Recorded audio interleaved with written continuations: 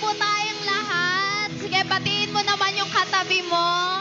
Ayan, good morning. Ang ganda mo ngayon. Ayan, bulahin muna natin sila. Ayan po. Gi, ang ganda-ganda mo naman.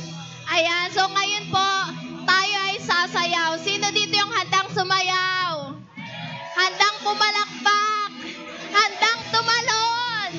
Amen. Kaya ngayon, we will sing praises to the Lord. Amen. Let's go.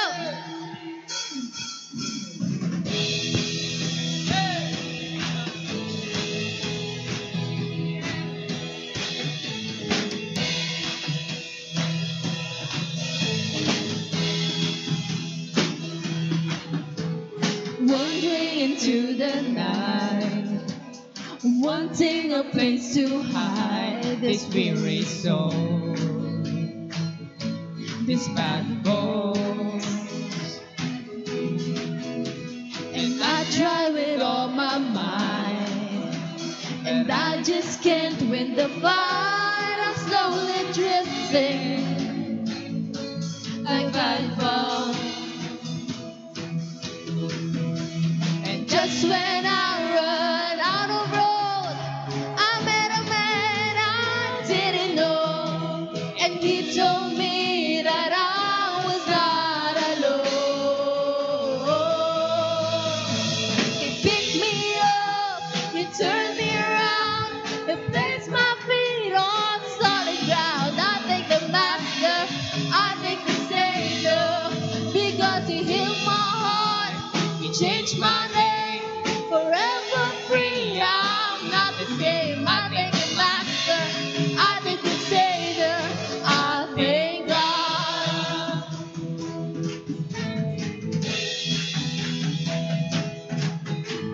I cannot deny what I see. Got no choice but to believe. My doubts are burning like ashes in the wind. So long to my old friends, burden and bitterness, you just keep on moving. You're welcome here. From now till I walk the streets of gold, I sing of how you saved my soul. This wayward son I found his way back home.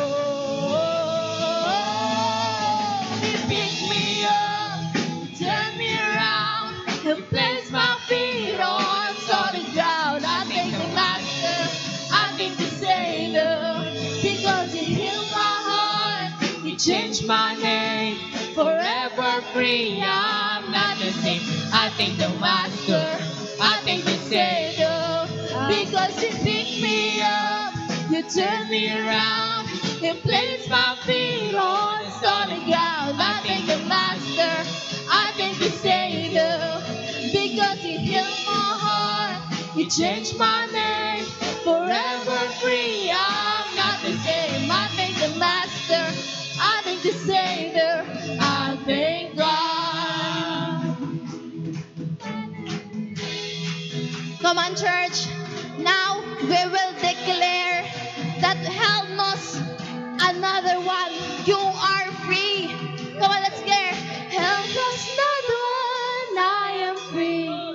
I am free. I am free. Hell knows another one. I am free. I am free.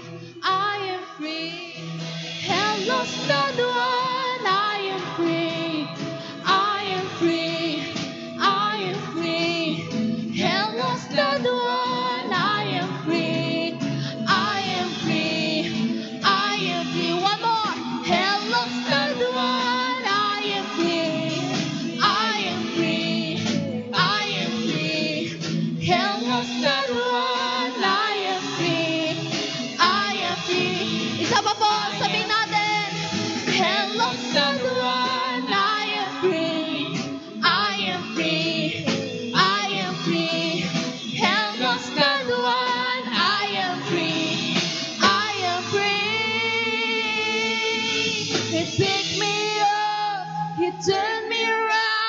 He placed my feet on solid ground. I thank the Master, I thank the Savior, because He healed my heart, He changed my name, forever free. I'm not the same. I thank the Master, I thank the Savior, because He picked me up, He turned me around, He placed my feet on solid ground. I thank the Master, I thank the Savior, because He healed my heart, He changed my name, forever free. I'm not the same. I thank the Master, I thank the Savior, I thank God.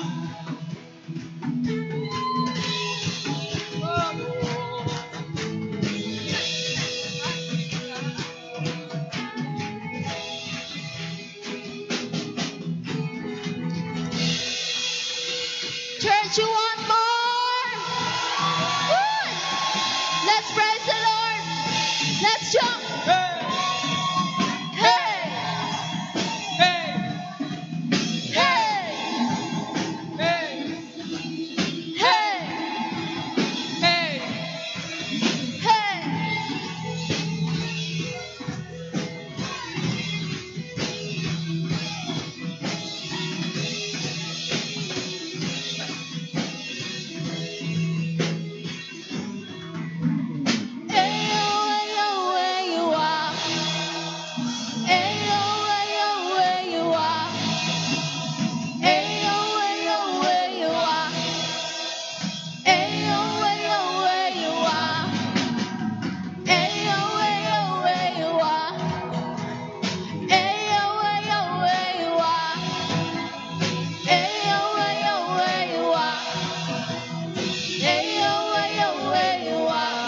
Let's sing every tribe.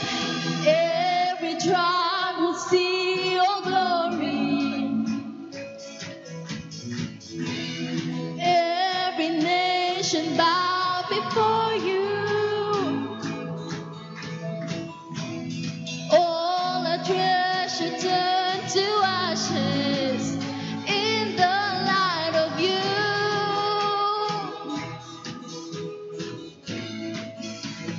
That's what singing holy is the Lord Almighty. Only you are worthy of it all. Let's sing once again. Every tribe will see your glory. Every nation bow before you. All our treasure turn to ashes in the light of you. Let's sing. As what singing holy is the Lord Almighty. Only you are worthy of it all. Praise and glory, honor and strength unto our God, matchless, endless, love unrestrained. This is our God. Every tribe sing praise and glory, honor and strength unto our God, matchless, endless, love unrestrained.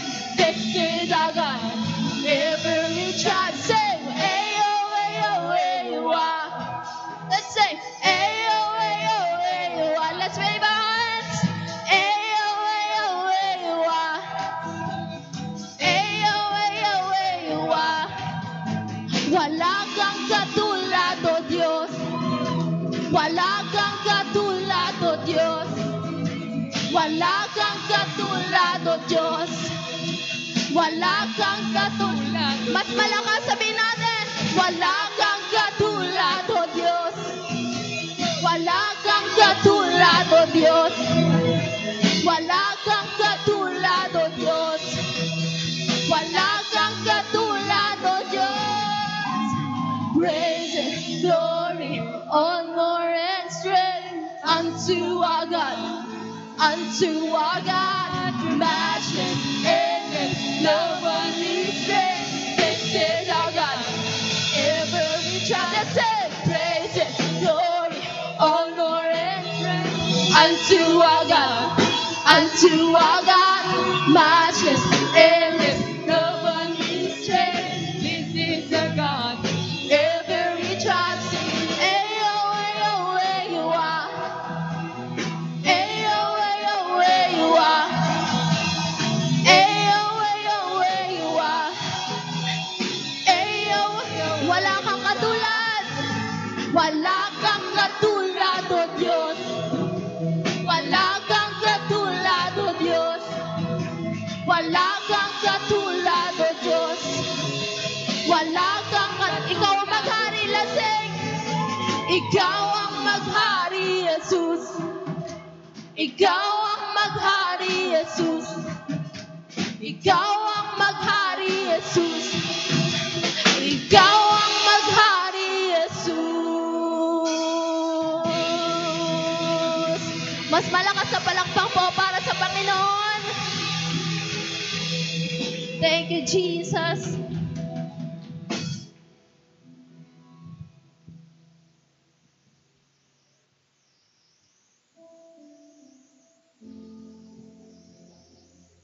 Come on, church. Let's continue to worship the Lord. Let's continue to feel His presence. Nararamdaman niyo ba, church, yung presensya ng Panginoon? And right now, God wants to embrace it. Embrace the presence of the Lord. Because hinihintay yan ng Panginoon. Hinihintay niya na yakapin mo din ito.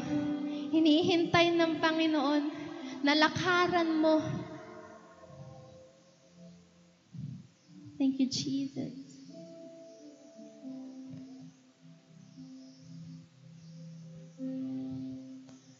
Early in the morning, you wait for me to rise, counting down the seconds till I open up my eyes. I hear your invitation. You have been so patient. Lord, this is my reply. I wanna walk with you and talk with you. Hear you speaking, feel you breathing, walk with you and talk with you. Hear you speaking, feel you breathing, walk with you. By the quiet waters, you fill me with your peace.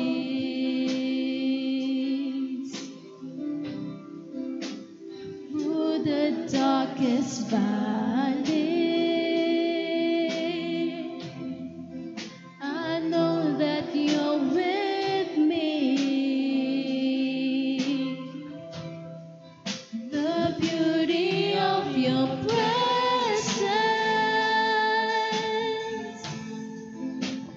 fills me with assurance that you are all I need. I wanna know with you and talk with you. Hear you speaking, feel you breathing, walk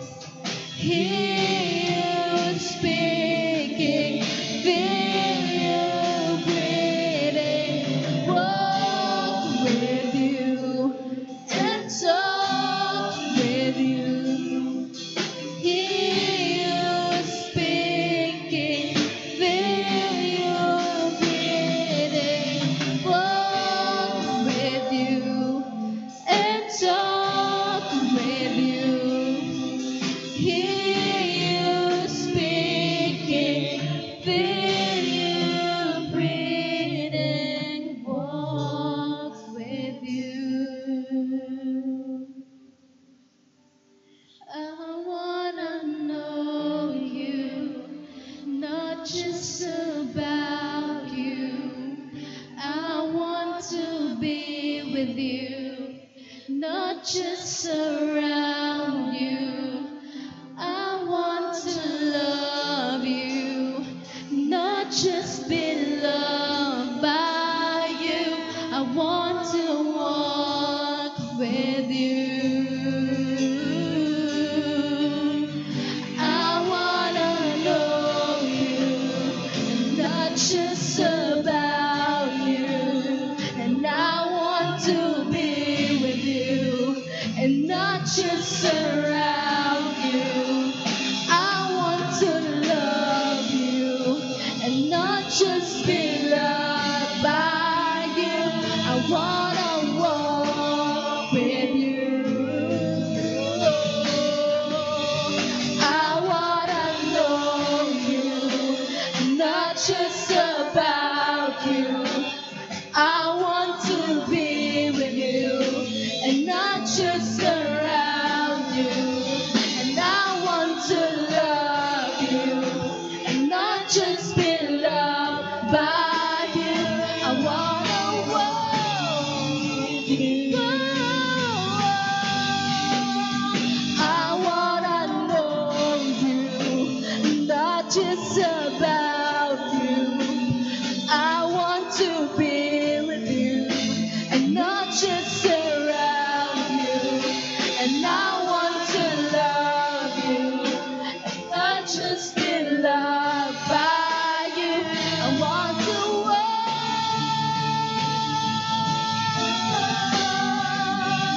I wanna walk with you and talk with you.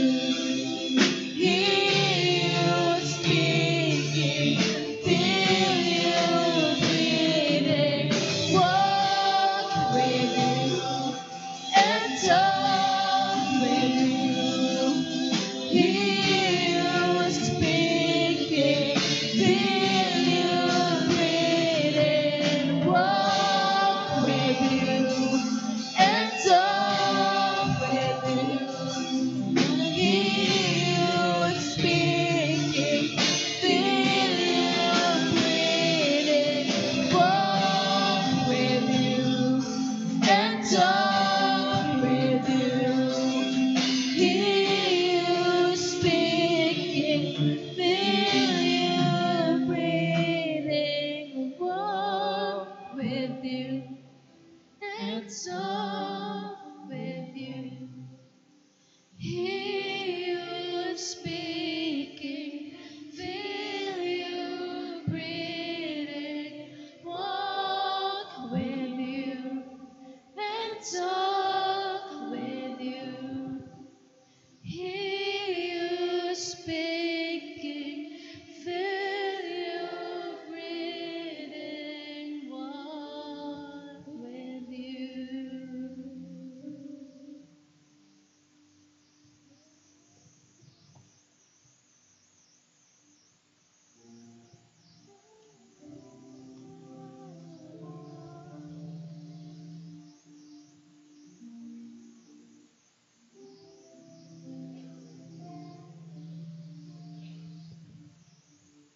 How sweet is your word to me, sweeter than honey, better than wine.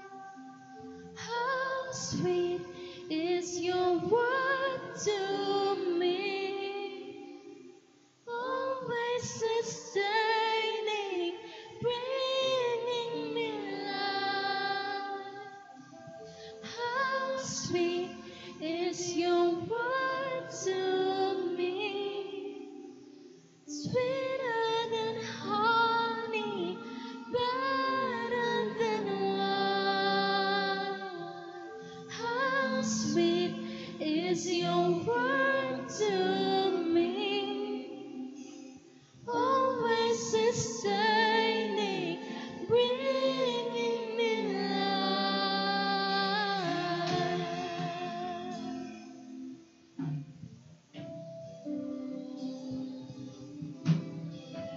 Your word is a lamp to my feet, is a light to my path.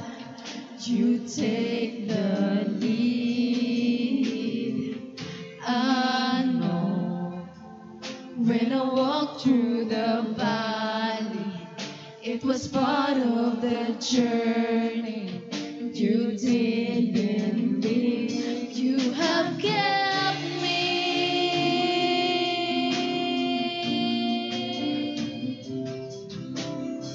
And how sweet is your word to me, sweeter than honey, better than wine.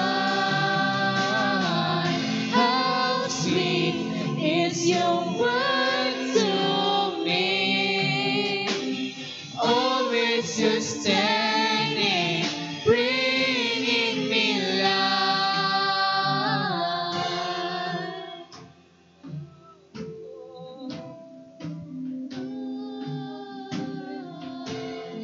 Speak, and I get understanding.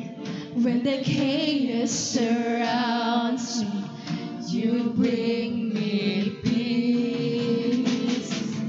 Sometimes I just need to hear your voice.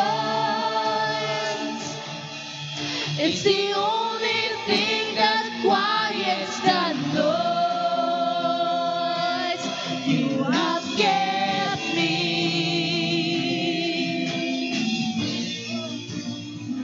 You have kept me. Oh, how sweet is your word to me, sweeter than honey, better than wine. How sweet is your word to me, always sustaining, bringing me life. How sweet is your word to me, sweeter than honey, better than wine. How sweet is your word to me, always sustaining, bringing me life. How sweet is your word to me, sweeter than honey, better than wine. How sweet is your word to me, always sustaining, bringing me life. Thank you, Lord.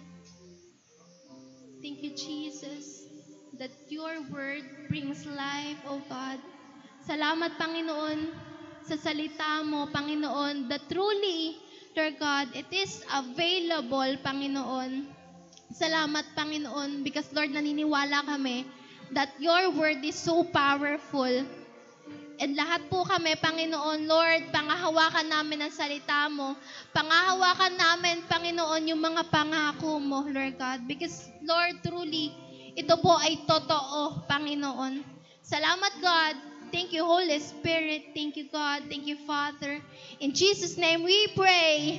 Amen and amen. Malakas na palakpak po para sa Panginoon.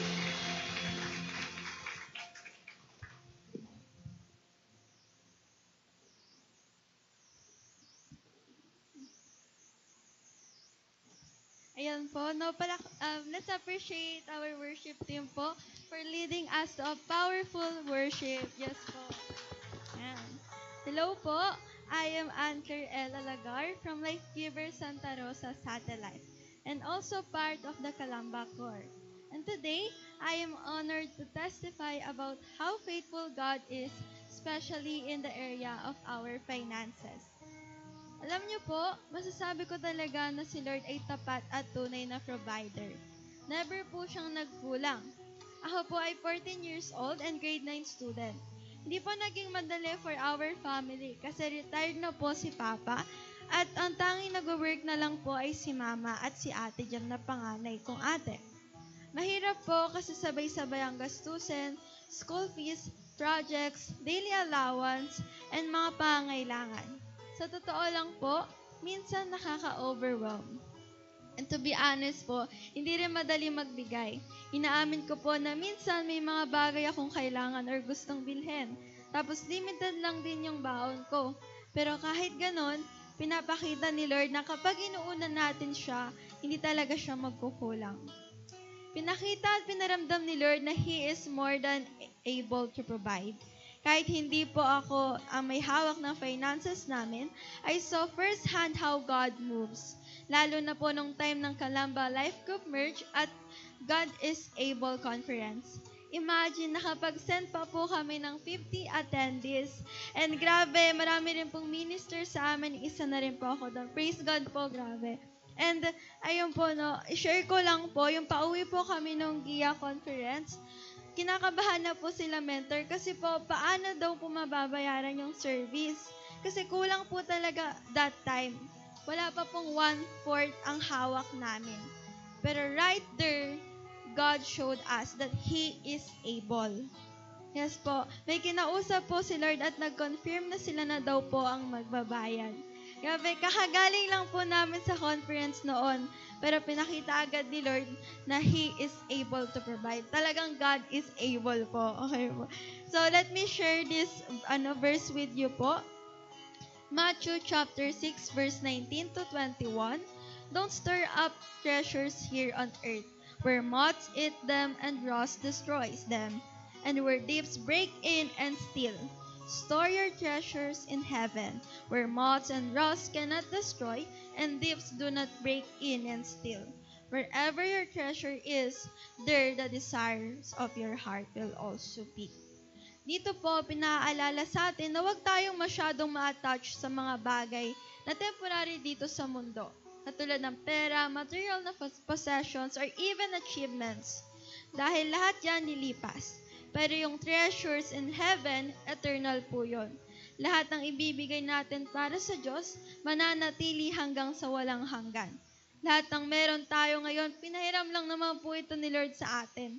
Kaya dapat lang na siya ang laging center at para kay Lord talaga ang lahat. So bakit pa rin ako nagbibigay kahit limited ang resources ko? It's because of the mindset that everything I have belongs to God. Yes, hindi po madali magbigay lalo na kapag may gusto akong bilhin or kailangan sa school. Minsan pa nga po sa life group namin, wala kaming permanent place sa campus. Kaya napipilitan kaming mag-meet sa coffee shops. Siyempre po, medyo pricey yung mga bilihin doon. And hindi naman po pwede na magstay kami doon pero hindi bibili. And doon po naubos yung baon ko. Pero alam nyo po, every peso spent is super worth it. Kasi nakikita ko yung result. People being discipled, lives being changed, and more souls drawing closer to God. So again, kung tatanungin po ako anong reason kung bakit ako nagbibigay, simple lang dahil lahat ng meron ako ay galing kay Lord. At siya ang desire ng puso ko. So kung ready na po kayo magbigay, taas po natin ang ating mga offering and our tithes. And let's pray po. Lord, maraming salamat po for this beautiful morning that you have given us. Lord, we lift up to you our offering. This is our way of honoring you. We give with grateful and whole hearts.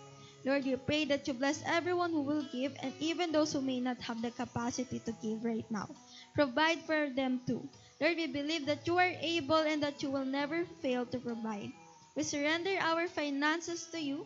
Thank you, Lord. Thank you, Jesus. In Jesus' name we pray. Amen. Yan. Kung handa na po kayo magbigay, may mga usher po dyan. And sa online din po, ayan po ang Chicas and AUB account. Yeah. And now po, it's such an honor to introduce our speaker for today, a blooming, anointed, and spirit-filled woman of God, none other than Coach Evangeline Araya. Praise the Lord. Thank you po. Palakpakan po natin ng malakas ang Panginoon. Amen. Tingnan mo rin ang katabi mo. Blooming yan. Gumagwapo, bumabango, gumaganda. Ayan.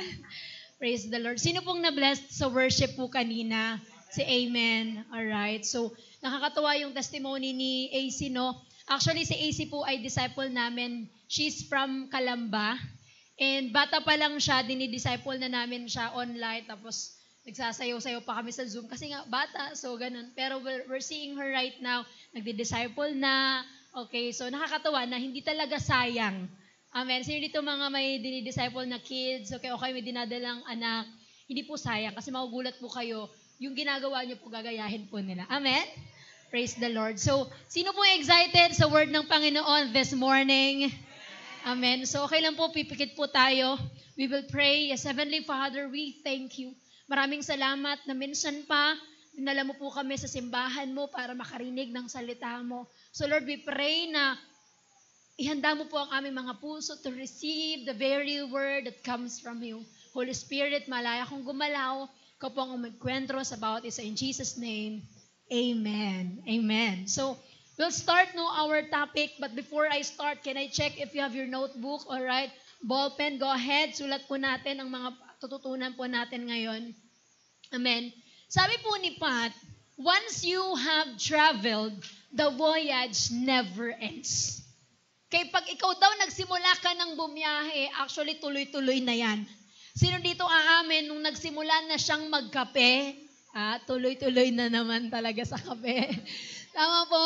Okay, alam mo yon, and this is reality. Kapag talaga nagsimula ka ng makakita ng ibang view, gusto mo umulit, biyahe ka ulit, alam mo, hindi ka pa nga nakakauwi, iniisip mo na agad, what if itry ko naman dito sa lugar na to?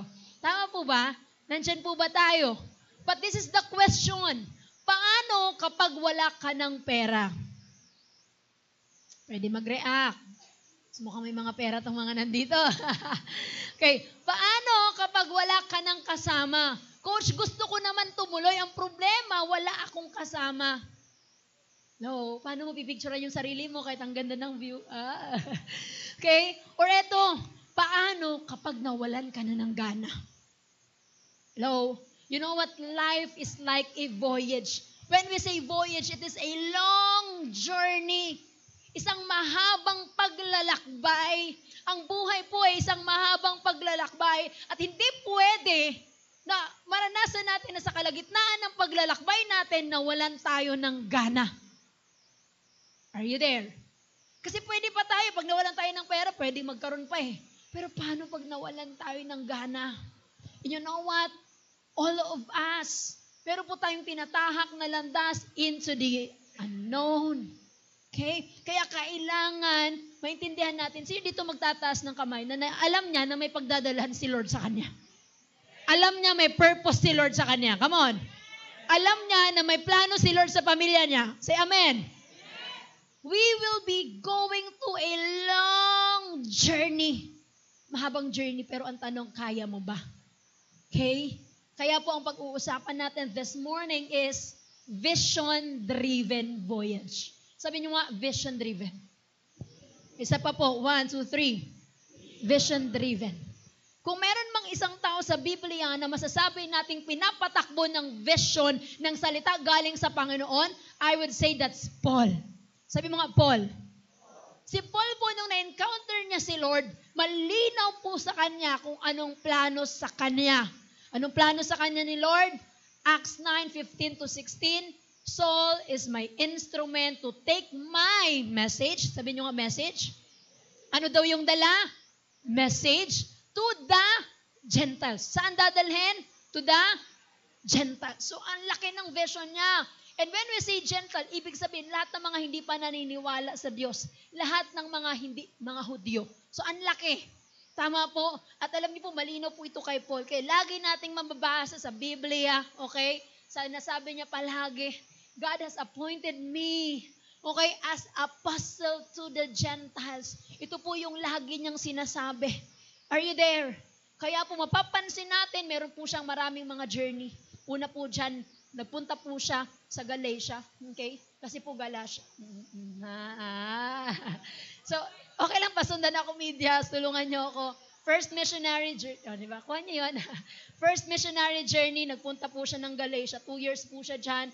Nag-build po siya ng mga churches. Kasi nga, Ano nga yung daladala niya?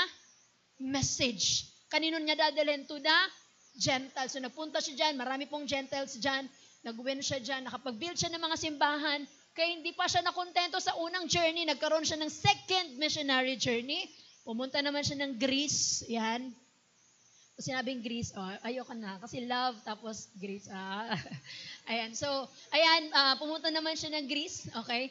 And, lastly po, third missionary journey niya, nagpunta po siya sa Asia Minor, sa Turkey, kaya yung marami pong mga churches na tinayo po dyan. So, what does it mean? Sobrang sipag ni Paul, lakaran yung pinapalakaran sa kanya ng Panginoon. Are you there? So, ngayon, ilan na po yung natapos niyang journey? Ilan? 3. So, nakatatlo na po siya. So, ngayon, may impression ng Lord, bumalik ka na sa Jerusalem kung saan ka galing. So, babalik po siya ngayon. And lahat po ng mga naitayo niyang simbahan, alam niyo po, pinipigilan siya, huwag ka munang bumalik. Alam mo bakit? Kasi po, ang nag-aabang sa'yo, papatayin ka. Pero sabi ni Pablo, hindi na kaso sa akin kung mamatay. If it is for the sake of Christ, I'm gonna do it. Wow! Meron po ba dito nakabalita kung sino si Charlie Kirk? Okay, namatay siya because of his boldness. Ito po pambihira si Paul. Sabi niya, hindi na kaso sa akin kung mamatay ako basta para sa Panginoon. And no wonder, pagdating po niya ng Jerusalem, hindi po palakpakan ng inabot niya. Kahit pa, nakailang missionary journey siya, 3. Ang dami niyang naitayong simbahan. What happened is, pagdating niya doon, binubog siya, inaresto siya, nilagay siya sa barracks, and later on, siya po ay hahatulan ng kamatayan. How would you feel if ikaw yun? And maybe sometimes, nandun tayo sa ganung punto, and feeling natin tapos na. Siguro tapos na nga yung journey ko. But I wanna tell you this. Nangyari po ito kay Paul kasi may isa pa siyang pupuntahan.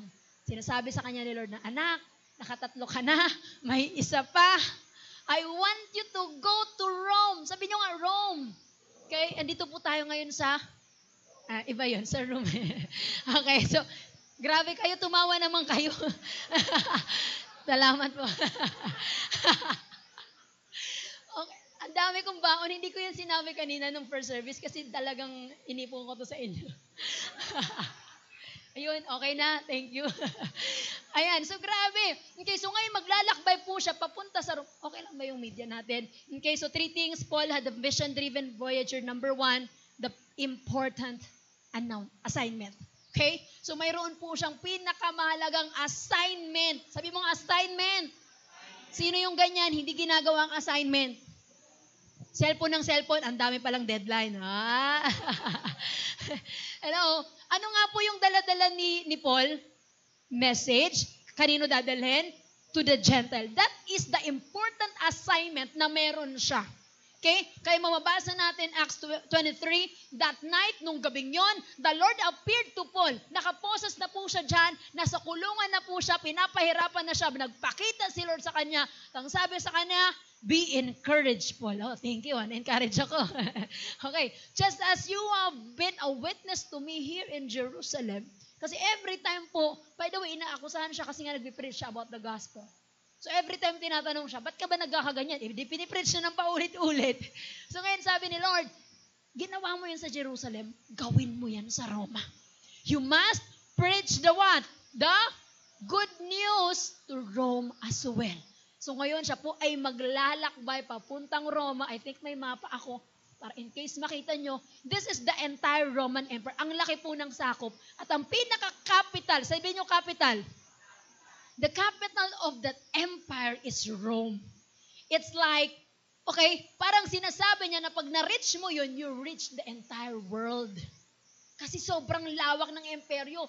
Talaga sakop ng Roma. So sabi ni Lord, puntahan mo yung Rome kasi ang plano ko, world evangelization. Buong mundo, masyera natin ng gospel. Remember, Jesus is the Savior of the world. Hindi lang ng Jerusalem. So I want you to go to Rome para magkaroon ng world evangelization. Ang ganda ng burden. Ang laki. Tama. What an important assignment. Pero sino dito naniniwala na kapag malaki ang calling, may malaking hihingin? You know what? Tatanungin kita, if the Lord give you something na gagawin mo, are you willing to give up your life? Hello?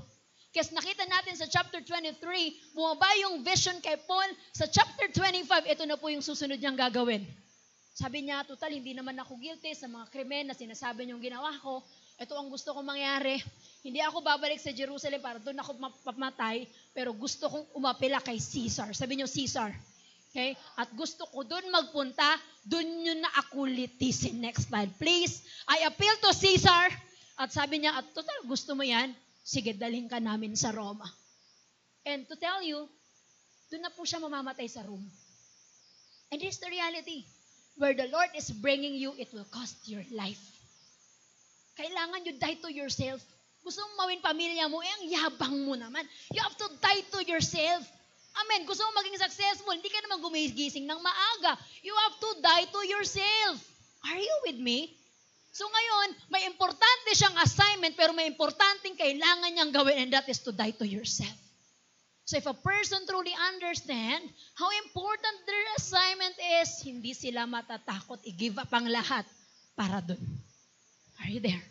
Hindi sila matatakot bitawan ang lahat para dun. So that's so important. And by the way, eto si Paul, lagi niyang sinasabi, pupunta ako sa Roma. Sabi niyo nga. Isa pa. Paulit-ulit niya sinasabi yan. Alam mo, sabi sa kanya ng isang hari, sabi niya, Agrippa said to Festus, he could have been set free if hindi siya umapila. Alam niyo ba na pwedeng hindi siya mamatay kung hindi niya napinilit?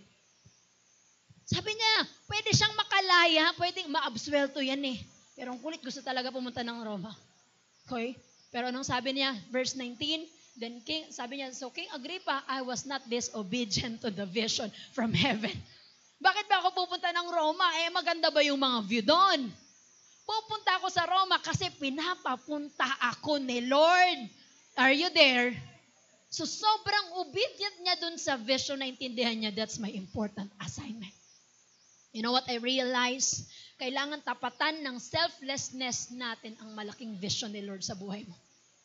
If you want the Lord to use you, kailangan selfless tayo. Ang buhay hindi palaging patungkol sa'yo. Me. Okay, kailangan maintindihan natin, it is about the Lord. Tama po ba? Are you there? Give importance to what is important. Tama, kailangan maipakita mo, Lord, importante ka sa akin, so I'm gonna do this. Hello? So that's number one. Ano nga yung number one natin? Okay? The important assignment. Number two is the inconvenient journey. Of course, ang ganda, may uwin tayo sa Roma, mauwin natin buong mundo, pero sino dito aamin na minsan ang ganda ng promise, pero ang hirap ng pagdadaanan. Ama, ang sarap nun, no? Yung buong family nyo, mawiwin, mag-worship together, pero yung pagdaanan mo, yung pagpapasensyahan mo yung asawa mo, papatawarin mo yung kapatid, ang hirap. Tama? Paul went through a very inconvenient journey. Paano ko nasabi? Dahil sa panahon naman nila, wala pang eroplano. Paano po siya makakarating ng Rome? By water.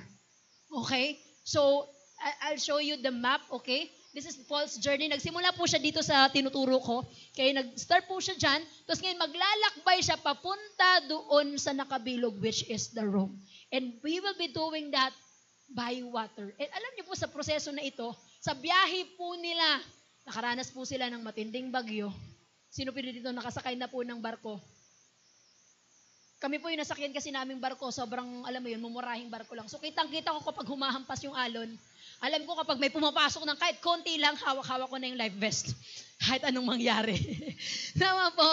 And ito po yung nangyari sa kanila. Dumaan sila sa matinding, alam mo yun, hindi po madali. And I need to tell you this. Okay? Kapag kayo po may pagdadalhan si Lord, it will not be easy. Amen. Meron po kayong may inkwentorong mga ganitong tao. Unang-una, indifferent people. So yung mga indifferent. Pag sinabi natin indifferent, walang puso, walang pake. Yung nonchalant, ibig sabihin, hindi lang nag-express, pero baka may pake. Pero yung indifferent, yung wala talagang pake, selfish, that's it. At minsan, maaasar kayo. Parang, ano ba, ang ganda ng plano ko sa pamilya natin, kaso may isang paningit eh. And you need to understand is, hindi po tayo makakaiwas dyan. And to tell you, there is a total of 276 people on board. Ilan po ang tao sa loob ng barko? 276. Okay, so imagine sobrang dami po nila. So habang sila po ay naglalakbay, sinabi po ni Paul na, I think wag na muna tayong tumuloy. So nag-stop over po sila. Sabi niya, siguro dito muna tayo kasi malakas na yung hangin, baka sa gitna tayo abutan. However, hindi po nakinig sa kanya. But the officer in charge of the prisoners listened more to the ship's captain. So, ang nasunod yung captain ng ship kaysa kay Paul. So, ngayon, nung naglakbay na sila, eto na nga yung malakas na hangin at malakas na storm. And now, nasa point po sila ng buhay nila na kung saan kailangan na nilang mamili sinong ihahagis. Ay, hindi po. Okay. Mataas yung hangin. So, ngayon, eto na po, sabi ni Paul, "Men," he said, "I believe there is a trouble ahead of us." Sabi niya, sana nakinig man lang kayo sa akin. Yan na nga po, lumakas pa lalo ang bagyo, kaya kinabukasan, tinapon na nila lahat ng pabigat. Sino kayo mauuna? Okay, next slide please. Tinapon na nila ang ilang bagay sa nasakay ng barko. Tapos ng sumunod na araw, may tinapon na naman silang gamit na mismo, parts na mismo ng barko. Sabi niya, hindi namin nakita ang araw at stars sa loob ng ilang araw. Hindi rin tumitigil ang malakas na hangin. Kaya ang ending nila, hindi na kami umaasa na makakaligtas kami. Grabe. Ibig sabihin, hindi basta-basta yung pinagdaanan nilang bagyo. Tama po ba? Pero alam niyo po ganito, nangusap si Lord, sabi niya, huwag kayong matakot, ako bahala, masisira yung barko natin, pero kayo makakaligtas kayo. Ayan na, ang ganda ng message. Okay? Pero alam niyo po gagawin nitong mga ship, mga sailors na to, yung mga kasama ng kapitan, alam niyo po gagawin nila, magkukunwari po silang ihuhulog nila yung timon, pero ginagawa nila, kumukuha na sila ng lifeboat at balak nilang humiwalay sa ship. Ano mangyayari sa ship? Masisira, so balak nilang magloko.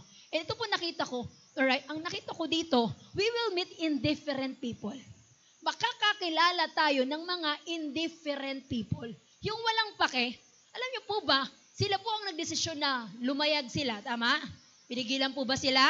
Yes, pero tinuloy nila. Pero nung nandun na sila, I think nasa PowerPoint ko, verse 30 to 31, in an attempt to escape from the ship, the sailors let the lifeboat. Okay? Binaba nila yung lifeboat, okay? And yun na nga po, sabi nila, ang balak nila, tatakas na lang kami. Kaya sabi niya, subukan niyong tumakas, mamamatay kayo lalo. Unless this man stay with the ship, you cannot be saved. And so on. So what does it mean, church? You will meet indifferent people. Walang pake, kaya kailangan you need to be different. Amen. You need to be different. Okay lang ba magiging iba tayo? Amen. At sana po wala tayong plan B. Sinabi na nga ni Lord na hindi kayo mamamatay eh. Sabay may hawak-hawak na lifeboat. Sinabi na nga ni Lord na ako bahala sa'yo, sabay may hawak-hawak na paraan mo. Let us become a person without plan B. It's either Jesus or nothing. Pwede ba yun? Ikaw bilang padre de pamilya, magdidesisyon ka, ang buong pamilya mo ay para kay Jesus. Wala kayong plan B, ay kapag hindi na okay sa church, hindi na kami mag-church. Hindi. Wala kayong other plan B. Amen? Are you there? It's either Jesus or nothing. Pangit yung sitwasyon, sabi ni Lord it's either Jesus or nothing. It's either God's word or man's word. Are you there? So we need to be like that. Kaya alam mo, ginawa nila doon, they cut the ropes, verse 32, and the lifeboat drift away. Pinutol po nila, okay, yung nagkukonekta dun sa plan B nila para wala na silang ibang plano kundi si Jesus lang. Amen. Wala na silang ibang plano kundi yung sinabi lang ni Lord. So in the same way tayo din po lahat, sana wala tayong plan B. Amen? So ano pa po yung mga pinagdaanan nila? Pangalawa, intolerable situation. Amen. Intolerable situation. Bakit? Sobrang lakas po nung bagyo. Okay, at according po kay Mang Tani, ang bagyong tumama kina Paul ay tinatawag na Euroclydon. Sabihin nyo nga po, Euroclydon. Isa pa po. Ayan. So ito po ay klase ng hurricane na sobrang lakas at kilala po ito, notorious po ito sa mga suddenly. Yung ang ganda ng hangin, sabi biglang lalabas siya. Yung ang ganda ng weather, bigla siyang lalabas. Ganong level. And hindi lang basta lalabas, with intensity pa. Kaya po takot na takot silang maglayag kasi baka magpakita si Euroclydon. And as I studied this, listen, sabi ko, bakit naman, kung all of a sudden pala siya lalabas, lumabas pa talaga kung kailan nandun si Paul. Tama? Nananadya ba to, Lord? But you know what I realized? Kasi po ang totoo, hindi porket lumalakad ka sa kalooban ni Lord, makakaiwas ka na sa bagyo. Are you there? Hindi porket papunta ka sa plano ni Lord, wala kang dadaan ng Euroclydon. Tama po? Kaya nandun sila sa point na sabi nila, hindi na ata kami aasa na makakaligtas pa. Kasi posible yun na nasa gitna ka ng kalooban ni Lord at the same time nasa gitna ka ng matinding pagsubok. Are you there? Okay? So sa sobrang tindi po ng pagsubok nila, hindi na nila inisip, makakalabas ba kami dito? And you know what? I realize we will all experience our own version of Euroclydon. Yung biglang pagbagsak, yung biglang pagbigay kasi ang laki ng problema, yung biglaang gugulatin ka ng sakit, ng mga bayarin, ayan, nagulat na lahat, bayarin, Euroclydon pala yun. Okay, yung biglaang may mananakit sa'yo ng matindi, o kaya iiwan ka, yung biglang may sisira ng plano mo, ng pag-asa mo, ng pangarap mo. That's it. And listen, church, hindi tayo makakaiwas doon. Si Paul, papunta ako sa kalooban ni Lord. Okay, meet your Euroclydon. Amen. Si Jonah po sa Bible, dumaan po siya sa malakas na hurricane. Alam mo kung bakit? Tumatakbo siya kay Lord eh. Pero pambihira, si Paul, papunta siya sa kalooban ni Lord. Pero dumaan pa rin. Church, I want to tell you this. If God allows you to take that rocky road, seek God's will. Hindi mo pwedeng, bakit di na lang sa iba? Wow, binigay mo pa sa iba. Lahat, we will all have our share of suffering. Tama po? If God allows you to take that dark path, then be the light. Pwede mong piliing maging liwanag. And if God allows you to take that unknown journey, trust and obey. Kailangan pumili tayo. Sige Lord, magtitiwala ako sa'yo. Amen. So ano pa po mga pinagdaanan ni na Paul? After po nila ng shipwreck, sila po ay napadpad sa isang isla na tinatawag na Malta. At ito po ang susunod na mangyayari sa kanila. He will be judged. Sabi mo, judge. Siya po ay mahuhusgahan. Kay although, pagdating po niya sa island of Malta, next slide please. Pakita ko lang sa inyo yung island in case na gusto nyong makita. Okay, nakarating sila doon ng ligtas. Okay, however, later on, bigla pong habang nagpapainit sila, kasi nagsiga, habang nandun po sila, bigla pong may isang viper. Okay, hindi ko lang nadala dito yung props ko. May props pala no? Next slide, please. Paul gathered a pile of brush. Okay, all of a sudden, a viper driven out by the heat fastened itself on his hand. And when the islanders saw the snake hanging from his hand, they said to each other, tinan mo, hindi nga siya namatay sa shipwreck.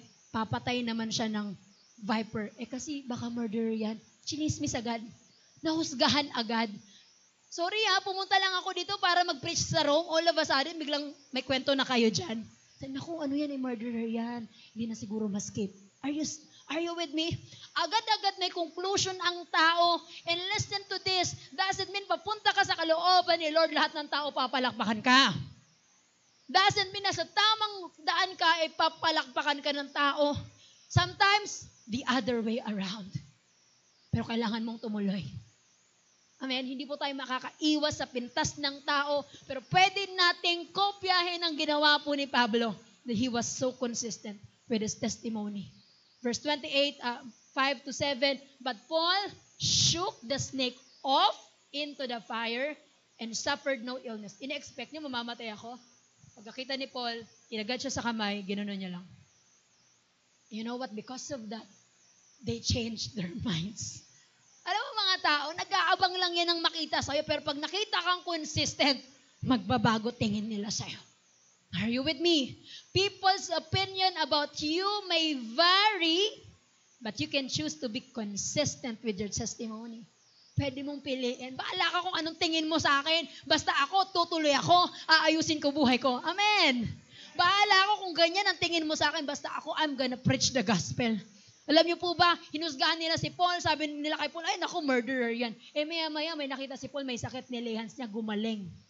Ang ginawa ng mga tao, dinala lahat ng may sakit at lahat gumaling. Hello? Puti na lang, hindi matampuhin pala to si Paul. Sinajudge niyo ako, bahala ka dyan, post. Ay, iba yun. Okay, so imagine that. Consistency with this testimony, ang daming na-win. Okay lang po ba, challenge mo sarili mo, I wanna be consistent. Pwedeng sa una, hindi sila nakikinig sa akin. Ikaw naman, sabi ka ng sabi, nagbago na nga ako eh, di na ka mainitin ulo ko eh. Galit ka naman. Tama. Just be consistent. Just be consistent hanggang sa makita nila, ay, nagbago na nga yan. Amen?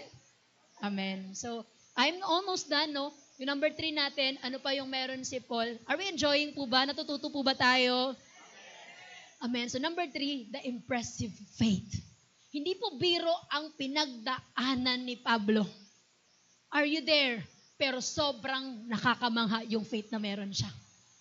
Imagine mo, nasa middle kayo ng storm, tapos all of a sudden, kakausapin ka ni Lord at sasabihin niya to, take courage, none of you will lose your lives, and even the ship will go down, although masisira yung ship nyo, pero okay lang yan, kasi nakungusap na sa akin ang anghel ng Panginoon, at sabi niya sa akin, do not be afraid. Di ba sabi ko sa'yo, pupunta ka ng Roma kasi haharap ka kay Caesar, huwag mo isipin yung shipwreck, makakarating ka pa din. Are you there? Kaya ano pa, sabi niya pa, at sa kabutihan pa ng Diyos, He has granted safety, next slide please, to everyone sailing with you. Nakakatawa pa kay Lord, hindi lang ikaw ang makakaligtas, pati mga kasama mo. Andyan ka. At ang nakaka-impress po doon, ay believe talaga siya. Sabi niya, kaya huwag kayo matakot. Naniniwala ako sa Diyos at yung sinabi niya ang magkakatotoo. Pero magkakashipwreck nga lang tayo, okay lang yun. Nakita mo, minanina lang niya yung shipwreck kasi final authority niya, Word of God. Minanina lang niya yung pagdadaanan nilang storm. Of course, tuloy-tuloy pa rin ang malakas na hampas ng alon. Of course, malakas pa rin yung hangin. Pero sabi niya, okay lang yan. Makakaligtas tayo. Okay lang po ba? That's how we do it as well. Kahit ang laki ng problema, pero sabi ni Lord, He will provide eh. Sabi niya, He will do something great for you eh. Okay lang ba? Mamaniin mo na, shipwreck lang yun. Okay, masyadong mag-ano. Basta shipwreck lang yun. Okay. Amen. Sabi mo nga sa katabi mo, shipwreck lang yun. Kasi nga ang sabi ni Lord, anak, pupunta ka pa ng Roma. Huwag ka masyadong mag-focus dyan sa shipwreck na yan. And ito pang ginawa niya, hindi lang po sila kumalma, kumain pa sila. Now I urge you to take some food. You need it to survive.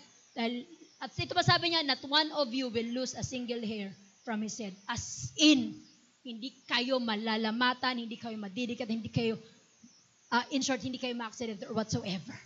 At yun na nga po, kumain sila and give thanks to God in front of them all. And they began to eat and they were all encouraged. Ilan nga laman ng barko? 276. They were all encouraged at kumain na sila. Alam mo, nakita ko dito, pwede pala tayo mag-worship sa gitna ng storm. At nakaka-amaze pala yun, nakaka-encourage pala yun sa iba. Amen? Pwede mo palang marinig si Lord kahit sa gitna ng pangit na sitwasyon. God is still in the business of keeping storms calm. Kaya niya yun. Nakabasa ba kayo ng kwento sa Biblia na nung natatakot yung mga disciple, pinakalma niya yung dagat. Tama. Are you with me? At ginagawa niya pa rin yun. Si Jonah, nung hinagi siya, kumalma yung storm, right? Pero alam mo, sabi ko nga, iba yung kay Paul, hindi kinalma ni Lord yung barko, yung storm. Pero pinakalma niya yung within nila. Nasa loob sila, they are tossed by the wind, by the waves, and they're giving thanks to God. They're okay. Kalmado sila, full of encouragement sila. Pwede pala nating piliin yon.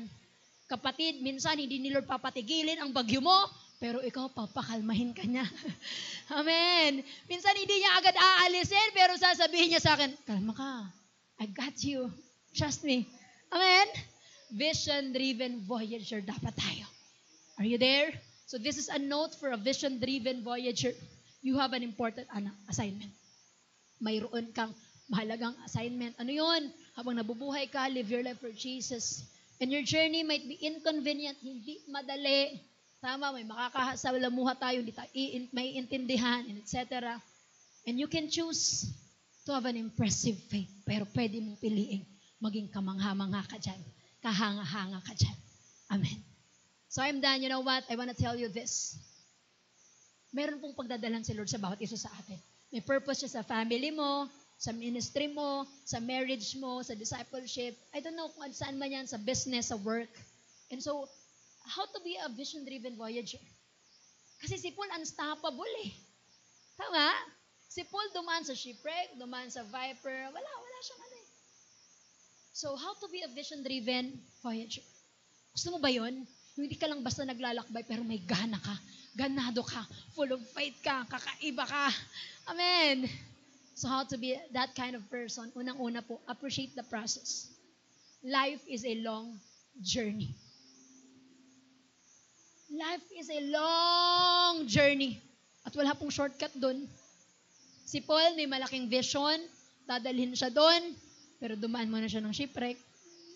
Dumaan muna siya sa mga hindi niya maintindihan tao. Dumaan muna siya sa Malta. Dumaan sa hirap, sa pag-iyak. Hindi po tayo makakapili kung anong makakasagupan natin, pero pwede mong i-appreciate yung nasa harapan mo ngayon at sabihin, okay, this is not my final destination. Dinadaan lang ako dito ni Lord. You know what? If you understand and if you appreciate the process, it will give you hope. Listen, magdadala yun ng pag-asa sa'yo na shucks, kahit gaano pala kahirap, katindi, yung pinagdadaanan ko ngayon, hindi ako habang buhay nandito. Pinadaan lang ako ni Lord. Pinadaan lang ako ni Lord. Pinoproseso lang ako ni Lord. Amen? They were at the ship almost and going to break. Pero sabi ni Paul, dadaan lang tayo dyan kasi, di ba, pupunta tayo sa Rome. Amen? So you need to accept that. Dadaan tayo. And becoming who God wants you to become is a process. Amen? Proseso yan eh. So everything na binabato sa'yo ng mundo, ng buhay, ng mga pangyayari, appreciate it. Masaya yan, malungkot, failure or success, pain or rejoicing, loyalty or betrayal, breakthrough or breaking. All these things work together para iproseso ka, ihanda ka dun sa pagdadalhan sa iyo ng Panginoon. Amen? Amen. So, process is beautiful. Si Paul, bago siya ipadala ni Lord sa Rome, ilan nga po yung naging missionary journey niya? 3. It is a process. Pwede niya sabihin, Lord, kung Roma naman pala yung final destination ko, ba't di na lang agad? Na hindi mo kakayanin. Dahil muna kita sa first missionary journey. Second missionary journey. Third missionary journey, hanggang makita ko muna, suffering for Christ is worth it. Amen. I want to tell you this, church, kung saan po kayo dadalhin ng Panginoon, pinuproseso Kanya ngayon. The vision is big and it's not gonna be easy. And only mature people can accomplish their God-given important assignment. Alam mo ba na you have an important assignment to do? Sino dito naniniwala na isa lang ang buhay niya? Hindi kayo mga pusa na 9 daw, no? Okay. Tayo isa lang buhay natin eh. Alam niyo po ba na yung isang yan, may pinaka-importanting dapat gawin yan? And that is to live for Christ. And to tell the world about Jesus. So sana po, dun sa isa na yon, sabihin mo sa sarili mo, my important assignment is to live for Jesus and to tell the world about Him. Amen. Alam niyo, church, hindi na natin kailangan magbiyahe papunta ng Rome para mag-preach tungkol kay Jesus. Pero tayong umuwi sa ating mga bahay, living a life for Jesus. Telling the world about Jesus. Hindi natin kailangan umalis kasi pwede tayong pumasok ulit sa trabaho, dala-dala ang magandang testimony. Hindi natin kailangan lumayo kasi ang dami natin nakakasalamuha dito. We can live a life reflecting Jesus Christ in us. Amen. So I pray you appreciate the process. Appreciate the process. Ano pa? Pangalawa, apply the learning. Sabi mo nga, apply. Hindi po tayo makakapili kasi kung anong pagdadaanan natin eh. Pero sino dito aamin? Sa dinami-rami ng pinagdaanan niya, ang dami ng tinuro ni Lord. Tama? Hindi po yun sayang lahat. Hindi po yun nasayang lalo na kung ngayon, i-apply mo yung natutunan mo. Amen. Amen. Nalala ko nga, nung si Paul na ay nandun na, okay? Nandun na siya sa Malta. Tama? Tapos may kumagat sa kanya na viper. Na para bang yung viper ang magiging hadlang para makapunta siya ng Rome. Sabi ni Paul, anong ginagawa mo dyan? Imbes na matakot siya, nakakatakot, baka mamatay ako, baka hindi ko pinapagawa ni Lord. Sabi niya, Anong ginagawa mo dyan? Sa dami kong pinagdaanan, ngayon pa ba ako matatakot sa'yo? You tell me, snake. You tell me. Are you there? Alam mo yan na parang kapag kasi in-apply mo yung mga natutunan, hindi ka matatakot. It will make you stronger. Because it's one thing to say you believe in God, that He saves, but it's another thing to worship God in the middle of our storm. Tama? Amen? I hope meron ng media dyan. Okay, it's one thing. Iba yun eh. Yung sasabihin mo, Lord, I know you will save me. Pero iba yung habang may storm, saya-saya yung kumakain kaya worshiping the Lord. Amen. Amen. So I pray ganun po tayo. Let us not secure our own life, but we are secured in the Lord. Nung sinabi ni Lord na basta hindi kayo mabuhay kayo. Hindi na para magpakipag-unahan si Paul sa lifeboat. Final say niya na sinabi ni Lord eh. Intindihan niya that the word of God is reliable. Samantalang yung mga kasama niya doon na may plan B, they only shows that they are such a people na hindi natuto sa pagkakamali.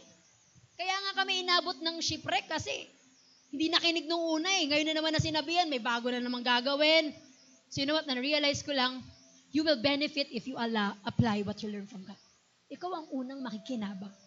Alam mo ba yun? Ikaw po ang unang makikinabang kapag sundin mo yung pinapagawa ng Lord. So I pray this morning, lahat po tayo, hindi ko alam kung anong pinapagawa sa inyo ng Panginoon, pero learn to apply what you learn. Amen. When we apply what we learn in every journey, we mature and we become even stronger. Kung wala yung shipwreck, baka nagulat si Paul, bakit may viper? Pero dahil tapos na siya sa shipwreck, ano ba mas nakakatakot dito? Shipwreck. Amen. Sino ito yung dumaan ka sa pagsubok, to sabi mo, daanan ko na yan eh, ngayon pa ba ako aalis? Ngayon pa ba ako lalayo kay Lord? Nadaanan ko na yan eh. Na yung pagsubok, hindi na nagpahina, kundi mas nagpalakas sa'yo. Because you apply what you learn. You apply what you learn. Amen. I'm done. Lastly po, allow God to use you. Church, allow God to use you. Totoo yung sinasabi ko, may pagdadalhan sa'yo si Lord, pero alam mo ba na in that journey, pwede kang gamitin ng Panginoon. Saan nga si Paul pupunta? Sa Rome. Pero dumaan siya dun sa loob ng bangka, ng barko, nakapag-minister siya dun sa ilan nga yung tao? 275 kasi kasama siya. So, wow! Nakapag-minister pa siya. Tapos, nung dumating sila dun sa Malta, hindi naman yung destination niya, right? Rome siya pupunta. Pero nung nandun na siya, may nakita siyang may sakit, nilihans niya, gumaling, yung entire island. Nagkaroon ng revival. Ang daming gumaling. So, what does it mean? Whether or not wala ka pa dun sa pagdadalan sa'yo ni Lord, pwede kang magpagamit kay Lord ngayon. Huwag mo na antayin, tsaka na ako magbibigay pag mayaman na ako. Magpagamit ka ngayon, yayaman ka bukas. Are you there? Tsaka na ako magpapatawad kapag nagawa na to. Magpatawad ka ngayon, magugulat ka sa gagawin ng Panginoon. Hello? Alam mo bang hindi mo na kailangan maging politician para makatulong sa iba? Tama? Allow the Lord to use you. Pagamitin ka ng Panginoon. Huwag mong limitaan yung sarili mo. Nagagamitin lang ako ni Lord kapag masaya na kami, kapag buo na kaming pamilya, kapag ganito na, hindi po. Kahit ganyan kayo, pwede kayong gamitin ng Panginoon. You can serve God even while you are in misery. You can encourage others kahit kayo. Hindi na sure kung may pagkain ba mamaya. Yes. Hindi naman nagbago si Lord eh. Alam niyo po, sana ganito mindset mo, hindi ako papayag na lahat ng puntahan ko, hindi man lang ako mag-iwan ng marka. Si Paul, pagsakay niya ng ship, nag-iwan siya ng marka dun sa mga kasama niya. Tama? Pagdating niya ng Malta, hindi niya lang iniwan as in Malta. It becomes a different place. So where God is bringing you, magpagamit po tayo. I am done. May invite everyone to please stand up right now. Niniwala po ako na kanina pa kayo kinakausap ng Panginoon. And before you close your eyes, I want to show you this picture.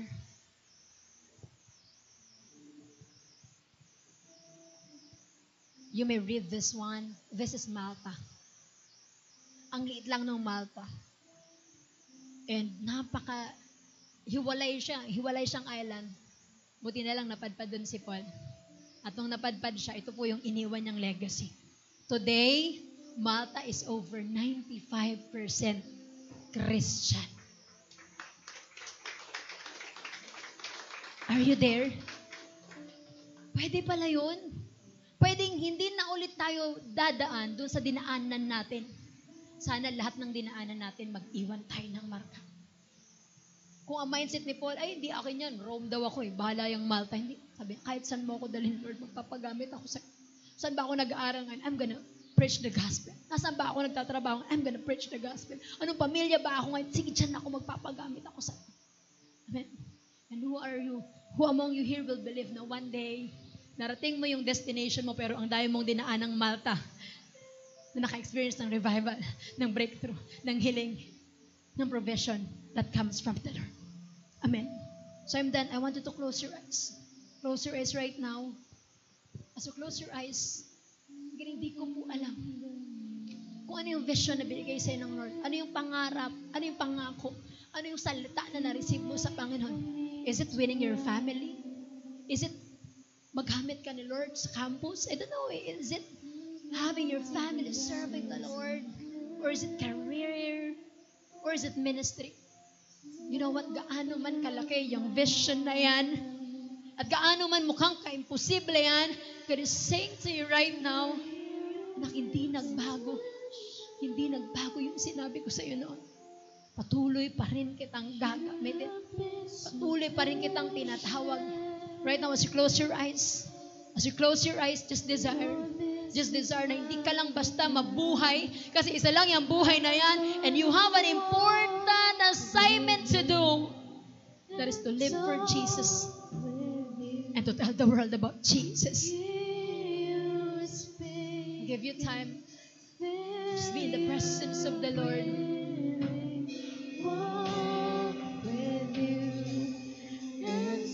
Maybe meron dito, pakiramdam mo, ang tagal-tagal ng biyahe mo. Pakiramdam mo, you feel alone, you feel delayed. Pakiramdam mo na pag-iiwanan ka. Pakiramdam mo, imposible na. But allow me to tell you right now, you are heading to your Rome. You are heading where God is leading you. Just allow the Lord right now. Recommend your life again to Jesus. Balik ka ulit sa Panginoon. At sabihin mo ulit, sige Lord, bumabalik ako sa iyo. Gamitin mo ulit ako. No more plan B. It's either you, Jesus, or nothing. With you and talk with you. Hear you speaking, feel you breathing. Walk with you and talk with you. Hear you speaking, feel you breathing. Walk with you. Come on, raise up your hand right now. Hindi ko po alam kung sino kinakausap dito ng Panginoon. But God is saying to you right now, believe again. Believe again that I'm gonna use you. Believe again that I am with you. Believe again that I'm gonna use you for others. Maybe mukhang imposible, maybe mukhang malayo. But you know what? This is the assurance that comes from the Lord. You will be a vision-driven voyager. Na pwedeng haharap ka sa unos, pwedeng dumaan ka sa pagsubok, pero you can rejoice in the middle of that storm. Oh Lord, here are your people.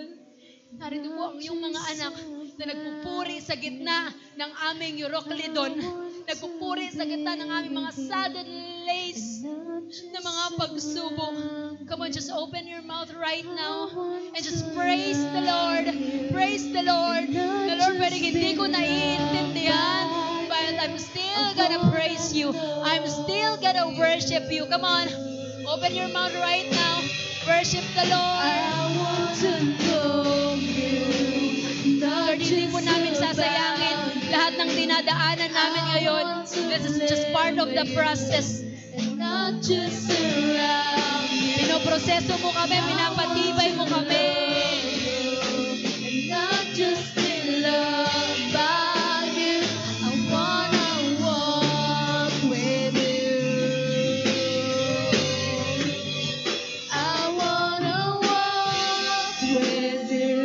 say it right now, coming from your heart. Yes, Lord. We wanna walk with you.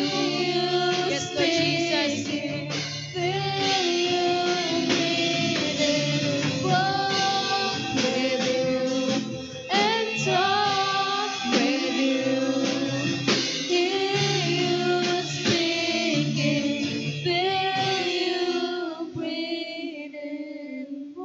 Pwedeng mabagal, pwedeng malayo.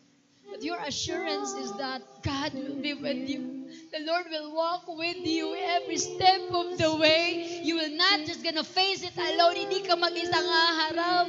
Kasi ang Panginoon ang sasama sa'yo. Siya ang magpapatibay sa'yo. At siya ang tutulong sa'yo. Receive the encouragement right now from the Lord. I speak freedom right now from all those lies of the enemy na nagsasabing hindi ka na makakaalis dyan. Because today, tinuruan mo kami, pinoproseso mo lang kami, inaayos mo lang kami, pinapatatag mo lang kami. So that, Lord, we are ready kung saan mo kami dadalhin. Salamat po. Come on, thank the Lord right now. Can we just sing the song for the last time? We have lyrics. You can say it. I want to walk with you, Lord Jesus.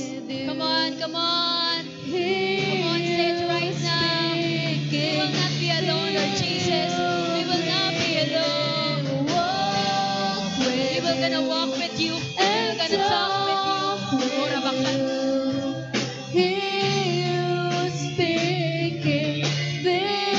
For the last time coming from your heart. Walk with you and talk with you. Feel you speaking, feel you breathe and walk with you. Yes, Lord Jesus. We will walk with you, Panginoon. Now, may assurance kami, hindi kami mag-isang naglalakbay sa buhay na ito. Salamat na ikaw ang Diyos na sasama sa amin. So, Lord, whatever it is na pagdaanan po namin, we will call on you. We will hold your hand because you are walking with us. Thank you, Jesus. Come and praise the Lord right now. Thank you, Jesus. We praise you. We glorify your name in Jesus' name. Amen and amen.